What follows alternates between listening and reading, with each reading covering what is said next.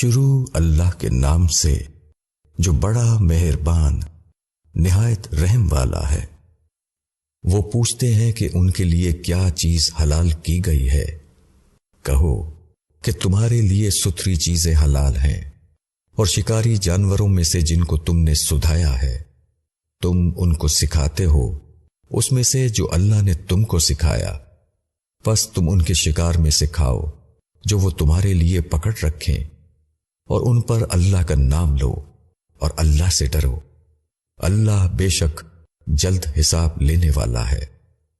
آج تمہارے لیے سب ستھری چیزیں حلال کر دی گئیں، اور اہل کتاب کا کھانا تمہارے لیے حلال ہے، اور تمہارا کھانا ان کے لیے حلال ہے، اور حلال ہیں تمہارے لیے پاک دامن عورتیں مومن عورتوں میں سے، اور پاک دامن عورتیں ان میں سے جن کو تم سے پہلے کتاب دی گئی، جب تم انہیں ان کے مہر دے دو اس طرح کہ تم نکاح میں لانے والے ہو۔